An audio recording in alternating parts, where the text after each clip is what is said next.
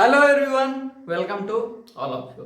My name is Adit Singh and I am currently pursuing PhD from IIT Kanpur.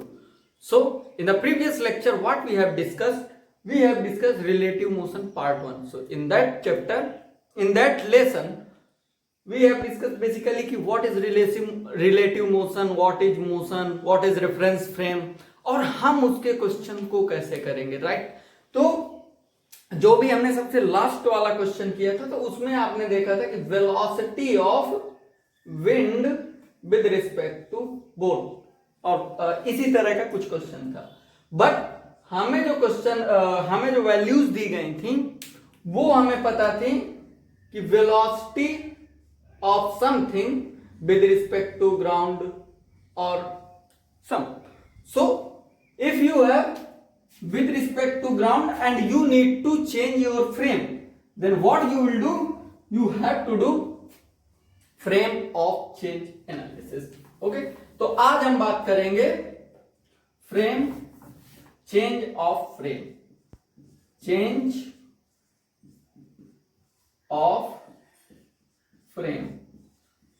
Okay students, so far we have assumed or we have given that our frame is this, but in relative motion or in general sense we can choose frame as per our convenience. जैसा हमें easy लगेगा we can choose a frame. okay, और हम उसी पे अपनी analysis करेंगे. okay, so आओ बात करते हैं कि वो फ्रेम ऑफ, जैसे हम फ्रेम को कैसे चेंज कर सकते हैं. तो आपको रेफरेंस फ्रेम भी आपको पता चल गया था कि बेसिकली वो हमारा एक्सिस सिस्टम होता है. आप जब भी क्वेश्चन करोगे, वेदर आप जेई नीट या आप बोर्ड में जो भी क्वेश्चन आते हैं उसमें आपको किसी दूसरे फ्रेम में दिया गया होगा. बेसिकली जनरली जो फ्रेम होता है वो आपका विद रिस्पेक्ट टू ग्राउंड देते हैं वो लोग. ठीक है, तो हमें फ्रेम चेंज करना है. ठीक है, और फ्रेम आपको पता है कि फ्रेम एक्सिस का एक सिस्टम होता है, कोऑर्डिनेट सिस्टम होता है, हम उसको बोलते हैं फ्रेम. तो ओके, यानी रेफरेंस फ्रेम.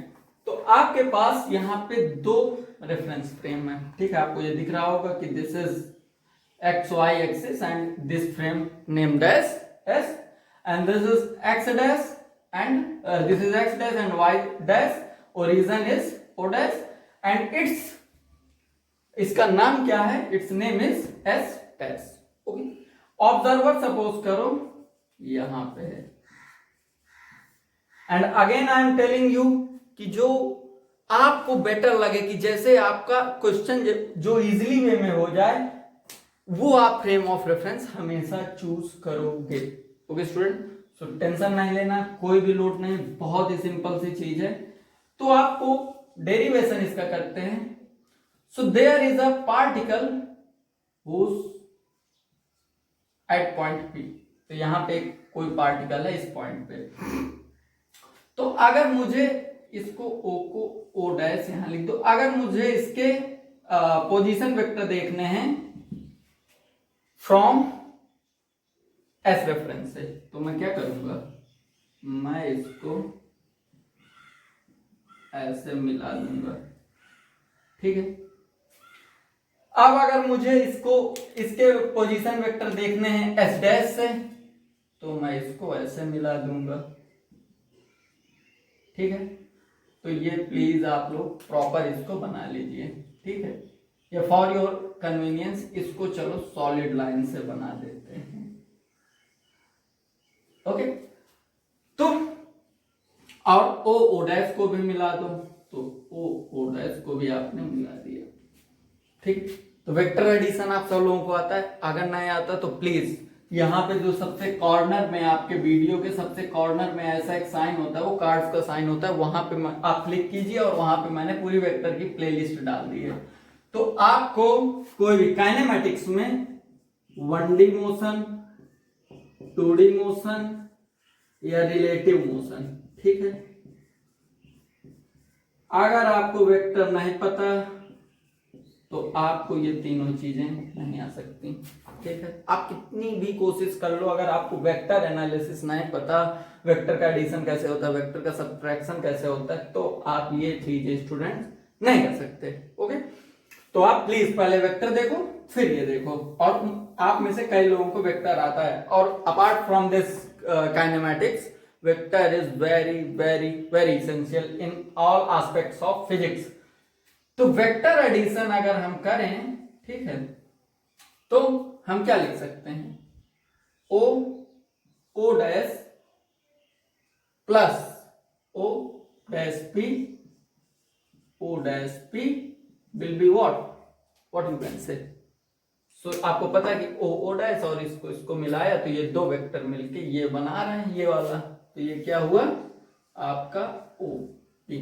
ठीक है, और आपको पता है कि vector addition commutative rule follow करते हैं, तो आप इसको चाहे जैसे लिखो O dash P plus O dash. ठीक है, अब आपको पता है कि जो ये ओपी है, ओपी इज योर क्लियरली, और ये वेक्टर है तो वेक्टर के साइन लगा दो सब में।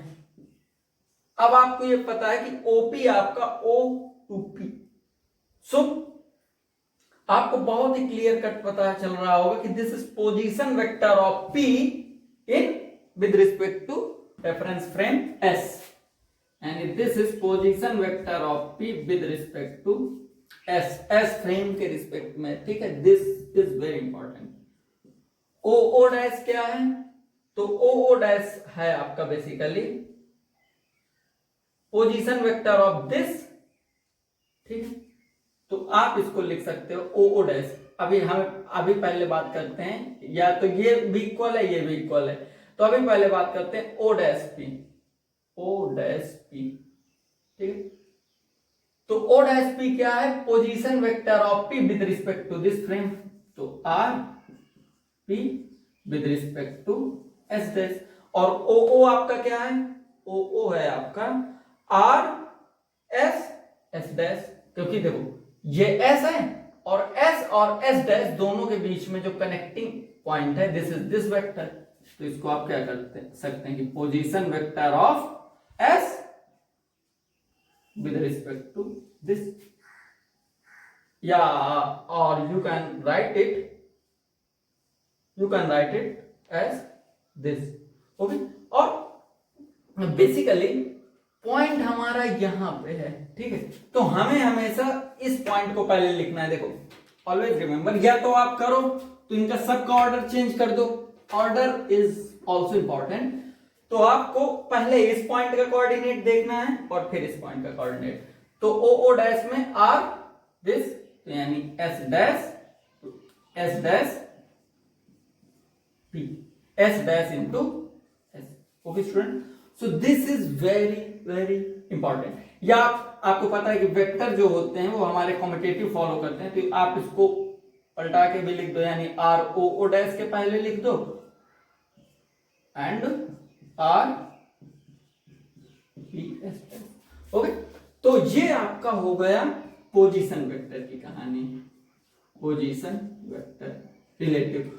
तो आपने देखा, अभी मैं इसको इरेज कर देता हूं, तो आपने देखा कि P यानी जो पार्टिकल P था विद रिस्पेक्ट टू S, अगर हमें इसका फ्रेम ऑफ रेफरेंस चेंज करना है, यानी अगर हमें इसमें फाइंड आउट करना है और हमें इसमें ये S डैश में गिवन है। ठीक है, यानी इसमें S डैश में गिवन है, तो आप इसको ऐसे करोगे। और रिलेटिव मोशन का तो आपको कॉन्सेप्ट पता है कि अगर R ये आपको गिवन होगा। ओके स्टूडेंट्स, सो ये चीजें आपको गिवन है और ये आपको फाइंड आउट करना है। ठीक है, तो ये हो गई हमारी पोजीशन की बात। और फॉर योर इसकी ट्रिक क्या है, इसको समझने की ट्रिक क्या है, आप यहां पे आप प्लीज एक चीज नोट करिएगा कि P S है, तो P यहां पे और S देखो, S और S, तो ये तरह से कैंसिल आउट हो जाएगा। अगर मैं इसको कोई भी, हमें अगर इसका कोई अब्स्ट्रैक्ट बिल्कुल फ्रेम ऑफ रेफरेंस लेना हो तो देखो इसको भी जस्ट फॉर योर अंडरस्टैंडिंग, तो ये हो जाएगा R P in any abstract. अब हम उस अब्स्ट्रैक्ट को चलो ग्राउंड लेते हैं। ठीक है, ग्राउंड माइनस आर दिस, ये होता है ना माइनस में जी, प्लस अब ये एस डैश है तो plus R S dash subtract जो ये हमारा फ्रेम ऑफ रेफरेंस है और minus R S dash S into ground. ठीक है, तो आप sorry S, this is not this. ठीक है, तो ये आपका ये दोनों देखो कैंसिल आउट हो गए। तो किसी भी एब्स्ट्रैक्ट उसमें लेना है तो आपका क्या आया, पी एस आ गया ना, यानी इसको आप क्या लिख सकते हो, R P G minus R S G. यानी बेसिकली हम लोगों ने ये पढ़ा था कि किसी का भी पोजीशन वेक्टर अगर हमें लिखना है विद रिस्पेक्ट टू बी तो वो क्या होगा, R A minus R P. Okay student, so this is how we do. तो ये आप लोग क्लियरली देख सकते हैं कि ये चीज जो हमने प्रूव की ये भी सेम चीज प्रूव हुई है। तो ये हमारी बात हो गई, देखो हमारा रिलेटिव मोशन का भी कॉन्सेप्ट प्रूव हुआ यहां से, और हमारा यहां से चेंज ऑफ फ्रेम कैसे करते हैं वो भी प्रूव हुआ। तो ऑलवेज रिमेंबर कि फिजिक्स बहुत ही इंटरेस्टिंग चीज है। ठीक है, आप इसमें कहीं भी एरर नहीं फाइंड आउट कर सकते हो। ओके, सो ये चीज हमारी हो गई कि फ्रेम ऑफ रेफरेंस हमें अगर टैकल करना है फ्रेम ऑफ रेफरेंस का, यानी आपको अगर ग्राउंड के रिस्पेक्ट में दिया गया है चीजें और आप या किसी एस डैश में दी गई हैं चीजें और आपको एस के रिस्पेक्ट में फाइंड आउट करना है तो आप उसमें ये देखो ये आप ऐसे इसको टैकल कर सकते हो। ओके स्टूडेंट, सो नाउ आप इसको डिफरेंशिएट कर दो, differentiate with respect to time. तो पोजीशन को डिफरेंशिएट करने पे क्या आता है, velocity. So velocity P S equal to velocity P S dash plus velocity S dash S. Similarly एक बार और अगेन डिफरेंशिएट करो इसको, अगेन डिफरेंशिएट तो ये क्या आ जाएगा, एक्सेलरेशन। तो एक्सेलरेशन पी और एस के रिस्पेक्ट में, एक्सेलरेशन पी और एस डैश के रिस्पेक्ट में plus acceleration S dash S के रिस्पेक्ट में। So this is how we can do change of frame. Okay student, तो ये आपको रामकथा समझ में आ गई। अब हम इस पे एक क्वेश्चन करेंगे सो दैट कि आपको चीजें और क्लियरली समझ में आ जाए। ओके, सो क्वेश्चन बोलता है अ swimmer can swim in still water at a rate 4 kilometre per our. So rate is basically what. अब आपको डायमेंशन से आपको ये सॉरी यूनिट से आपको देख के पता चल रहा होगा कि ये रेट का मतलब क्या है। तो रेट इज बेसिकली वेलोसिटी। ठीक है, अभी क्वेश्चन समझना और आप लोग प्लीज एक बार खुद से ट्राई करना। So if you swim in a river flowing at 3 kilometre per hour and keep is direction with respect to water perpendicular to the current. तो करंट का मतलब यहाँ पे इलेक्ट्रिसिटी वाला करंट नहीं है, करंट का मतलब कि जो रिवर फ्लो करती है। तो सपोज करो रिवर ऐसे फ्लो कर रही है, ठीक है, ऐसे। सो दिस इज रिवर की ये करंट होगी, यानी रिवर की जो फ्लोइंग, रिवर जैसे फ्लो हो रही है, flowing direction is current. Okay, तो वो क्या करता है कि ये जो करंट हमारी ऐसे थी रिवर की, वो उसके परपेंडिकुलर अपनी डायरेक्शन रखता है। तो बोला है कि find his velocity with respect to ground. ठीक है, तो यानी स्विमर है। अभी आपको यहाँ पे आपका ऑब्जेक्टिव क्लियर हुआ, वेरी गुड। तो ऑब्जेक्टिव जो है आपका swimmer with respect to ground, ये आपको निकालना है। This is your objective and this is the question. Please try with your own. ठीक है, थोड़ा सा पॉज करो, थोड़ा सा सोचो, दिमाग लगाओ, नहीं आता तो फिर अपना क्वेश्चन टैली करना। ओके, सो आई होप आप में से कई लोगों ने फिर अब इसको टैकल किया। ठीक है, यानी इसकी जो है वेलोसिटी थी विद रिस्पेक्ट टू ग्राउंड निकाल लिया। इसमें कुछ नहीं करना था, बस वही फ्रेम ऑफ रेफरेंस का कॉन्सेप्ट लगाना था। ओके, तो चलो थोड़ा सा आपको पहले ये कहानी की तरह समझा देता हूं। सपोज करो कि ये नदियां बह रही है, ठीक है, ये ऐसे बह रही है नदी। ठीक है, तो नदी जो बह रही है वो बह रही है आपकी 3 किलोमीटर पर आवर से। ठीक, तो नदी की डायरेक्शन क्या हो गई ये। ओके, एक कोई स्विमर है, मतलब आप नदी में ऐसे मत नदी में जाना, ठीक है। अभी तो वैसे भी बारिश है, तो प्लीज आप कभी ये स्टंट नदी वगैरह में ट्राई मत करना। प्लीज जस्ट इमेजिन, या आप ऐसे करना कि आप किसी भी फ्लोइंग वाटर पे देखना कि कोई भी बॉडी है, अगर वो बॉडी रिवर है और एनीथिंग एल्स जो भी फ्लो करती है, कोई भी बॉडी आप एक्सपेरिमेंट कर रहे हैं, तो किसी भी चैनल में यानी किसी भी नाली में बेसिकली उस पे भी आप देख सकते हैं कि वो फ्लो हो रही है, और कोई भी इंसेक्ट है या कुछ भी है, तो अगर ये यहां से फ्लो कर रही है और कोई ऐसे मतलब वो अगर स्विम करता है तो ऐसे ही उसकी डायरेक्शन नहीं होगी।